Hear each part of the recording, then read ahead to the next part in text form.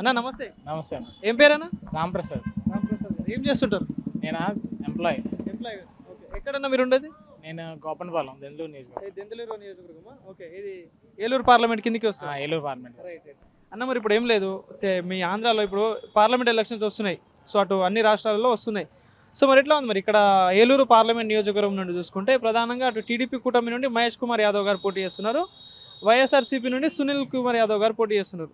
So ఎవరు గెలిచేటట్టుంది ఇక్కడ ప్రధానంగా అంటే ఇద్దరు ఉండేది కొత్త వాళ్ళు, ఎవరికి తెలియదు, ఇద్దరు తెలియదు ఎవరికి. ఎట్లా ఉంటుంది అంటే వైసీపీకి ఉన్న సపోర్ట్ వైసీపీకి ఉంది, ఇక్కడ టీడీపీ జనసేన కలిసినాయి కాబట్టి వాటి సపోర్ట్ వాటికి ఉంది, బీజేపీ కూడా కలిసింది కాబట్టి టఫ్ గానే ఉంది. ఒకటని చెప్పలేం, రెండిట్లో ఏదో ఒకటి వస్తుంది. మరి గత 5 సంవత్సరాలుగా జగన్ పాలన చూస్తున్నారు, జగన్ గారి పాలన. సో ఎట్లా అనిపిస్తుంది మీకు?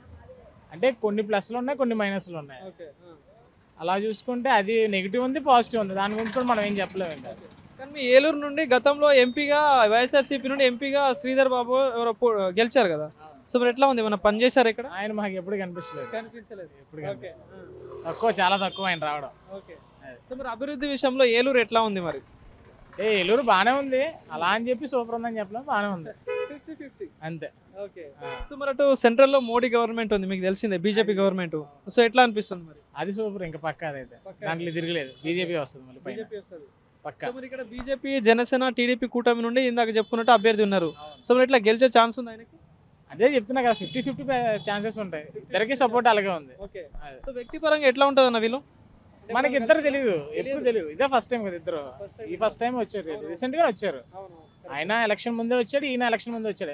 అనౌన్స్ చేసేదాకా క్యాండిడేట్ తెలియదు మనకు, అప్పుడు దాకా చేసిన వాళ్ళు చేస్తారని లేదు. వీళ్ళు అంటే ఇప్పుడు వాళ్ళు పని చేస్తే కానీ మనకు తెలియదు ఎలా ఉంటుంది అనేది. సో మీరు ఇప్పుడు ఎంప్లాయ్ అంటున్నారు అన్న, సో ఈ ఐటీ రంగం పరంగా చూసుకున్నా కానీ నిరుద్యోగుల పరిస్థితి ఎట్లా ఉంది మరి ఇక్కడ? వాటి గురించి అందరికి తెలిసిందే కదా, దాని గురించి మనం మాట్లాడదాక లేదు, అందరికి తెలిసిందే. సో విద్యా వ్యవస్థ ఎట్లా ఉందన్న ప్రధానంగా ఇక్కడ? వ్యవస్థ అయితే నాడు నేడు అని చెప్పి స్కూల్ అన్ని బాగా చేయించాడు, బాగానే ఉంది. కానీ ఆ ఫ్యాకల్టీ విషయంలో ఇంగ్లీష్ మీడియం పెట్టినప్పుడు దానికి తగ్గ ఫ్యాకల్టీ పెడితే అది బాగుంటుంది.